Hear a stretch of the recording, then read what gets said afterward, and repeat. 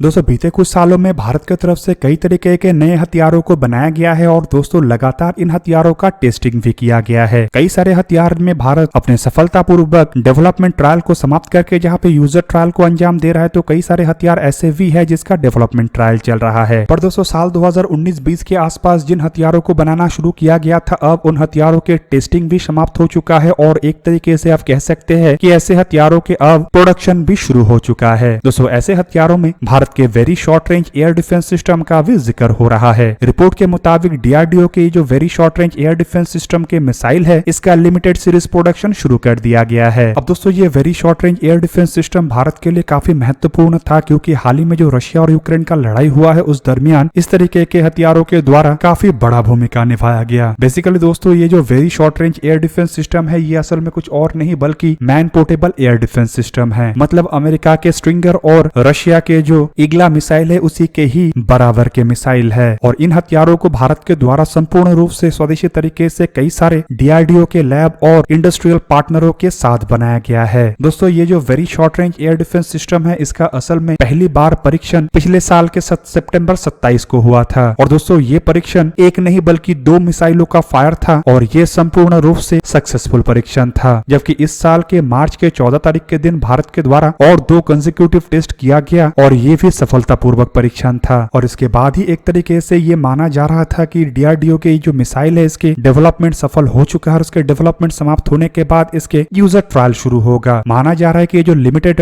Production है ये असल में यूजर ट्रायल के लिए ही होगा। मतलब इंडियन आर्मी, इंडियन एयरफोर्स जैसे संस्थाओं के द्वारा अब इन मिसाइलों को इस्तेमाल करके देखा जाएगा और इसमें अगर कुछ बदलाव का आवश्यकता है तो उस बदलाव के आवश्यकताओं को सजेस्ट किया जाएगा। अब दोस्तों डीआरडीओ की तरफ से ये जो मिसाइल का डेवलपमेंट किया गया है, ये असल में शॉर्ट रेंज में या फिर कहे तो लो ऑल्टीट्यूड में फ्लाई करने वाले कई तरीके के एरियल ऑब्जेक्टों को टारगेट बना सकता है, जिनमें अनमैन एरियल व्हीकल, हेलीकॉप्टर से शुरू करके फाइटर एयरक्राफ्ट भी शामिल है। और हाल ही में इस तरीके के हथियार की सफलता यूक्रेन रशिया के लड़ाई के दरमियान भी देखा गया था, जब कई सारे रशियन फाइटर एयरक्राफ्टों को केवल मात्र यूक्रेन के द्वारा स्ट्रिंगर मिसाइलों के इस्तेमाल करके ही तबाह किया गया था। हालांकि दोस्तों डीआरडीओ की तरफ से ये जो मिसाइल बनाया गया है, इसमें कई तरीके के आधुनिक सिस्टमों को लगाया गया है, जिसके कारण ये स्ट्रिंगर या ईगला जैसे सिस्टम के मुकाबले में काफी बेहतर है। आपके जानकारी के लिए बता दूं कि इसमें डीआरडीओ के द्वारा एक मिनिएचर रिएक्शन कंट्रोल सिस्टम को भी लगाया गया है, जो कि एक इंटीग्रेटेड एवियोनिक्स है। जबकि इसके अलावा बताया जा रहा है कि इसमें कई तरीके के अन्य फीचर भी है, जैसे कि इसके टारगेटिंग सिस्टम, इसके लॉन्चिंग सिस्टम, इवन इसके जो इंजन है वो भी एक नए तरीके का इंजन है। रिपोर्ट के मुताबिक इसमें dual thrust rocket solid motor का इस्तेमाल किया गया है और मिसाइल के साथ साथ लॉन्चरों को इस तरीके से डिजाइन और डेवलप किया गया है कि इसे आसानी से सोल्जर्स के द्वारा कैरी किया जा सके। दोस्तों ये शोल्डर फायर मिसाइल है, मतलब सैनिक इसे कंधे पे रख के ही फायर कर पाएंगे। मतलब ये हाईली पोर्टेबल और ट्रूप्स के साथ कैरी करने वाला हथियार है। दोस्तों very short range air defence system का अभी भी प्रॉपर नामकरण नहीं हुआ है और माना जा रहा है कि जल्द ही very short range air defence system को एक अन्य नाम भी दिया जा सकता है। दोस्तों यहाँ पे आपकी जानकारी के लिए बता दूं कि जो शोल्डर फायर मिसाइल है, इसका वजन केवल मात्र 20.5 किलोग्राम है। मतलब आसानी से कंधे पे रख के इसे फायर किया जा सकता है। जबकि दूसरी तरफ इसका जो आकार है, मतलब लंबाई है, वो करीबन 2 मीटर मतलब 6 फीट 7 इंच है। मतलब एक इंसान के बराबर का ये लंबा है। जबकि इसका डायमीटर 90 मिलीमीटर मतलब 3.5 इंच का है। इसमें 2 विंग को भी लगाया गया है और रिपोर्ट के मुताबिक इसके जो विंग स्पैन है 32 सेंटीमीटर मतलब 13 इंच के आसपास है और इसमें करीब 2 किलोग्राम की वॉरहेड रहता है, जो कि एडेप्टिव प्रॉक्सिमिटी फ्यूज है। इसमें डुअल थ्रस्ट रॉकेट मोटर का इस्तेमाल किया गया है, जो कि सॉलिड प्रोपेलेंट का इस्तेमाल करता है। जबकि लॉन्च के दरमियान इसमें एक बूस्टर भी है। वहीं पे दूसरी तरफ दोस्तों ये जो मिसाइल है, ये 3.5 किलोमीटर के ऑल्टीट्यूड तक जा सकता है और मैक्सिमम ये माक 1.5 के रफ्तार में ट्रैवल करता है। हालांकि दोस्तों इसके जो एग्जैक्ट रेंज है इसके बारे में जानकारी नहीं दिया गया है और फिलहाल इसका जो टेस्टिंग हुआ है वो ट्राइपॉड में ही हुआ है। मतलब अभी भी इसे कंधे पे रख के फायर करना बाकी है। पर जिस तरीके से डीआरडीओ के इनिशिएटिव के अंतर्गत इन मिसाइलों के लिमिटेड सीरीज प्रोडक्शन शुरू किया गया है, इससे माना जा रहा है कि जल्द ही इसके यूजर ट्रायल होगा और यूजर ट्रायल के बाद जल्द ही इसके बल्क में प्रोडक्शन शुरू किया जाएगा। फिलहाल दोस्तों very short range air defence system या शोल्डर फायर मिसाइल के रूप में भारत के द्वारा स्ट्रिंगर और ईगला दोनों का ही इस्तेमाल किया जा रहा है और दोनों ही हथियारों को अगर देखा जाए तो ये काफी पुराने हथियार है और एक तरीके से आप कह सकते हैं कि ये इंपोर्टेड हथियार है। हालांकि ईगला को भारत में भी बनाया जा रहा है, लेकिन फिर भी ये रशियन वेपन है। ऐसे में very short range surface to air मिसाइलों के जो डेवलपमेंट हुआ है, भारत को आत्मनिर्भर भारत के जो संकल्प है उसे तो मजबूत करने देगा ही, साथ में भारत भारत की जरूरतों को पूरा करने में भी बड़े हद तक मदद करेगा। ऊपर से दोस्तों लड़ाई के दरमियान सप्लाई चेन का जो मुश्किलें आ रहा है उसे देखते हुए भी भारत को अपने ऐसे हथियारों की जरूरत अपने बलबूते पे पूरा करना जरूरी था और ये अब DRDO के इनिशिएटिव के अंतर्गत पूरा भी हो रहा है। दोस्तों आप लोगों को क्या लगता है भारत की जो very short range surface to air missile या very short range air defence system है ये अमेरिका के स्टिंगर और रशिया के ईगला का बराबरी कर सकेगा या नहीं कर सकेगा? कमेंट करके अवश्य बताइए। दोस्तों आज के इस वीडियो को यहीं पे ही करते समाप्त। किसी और एक दिन किसी और एक वीडियो में मिलेंगे, तब तक के लिए जय हिंद, वंदे मातरम।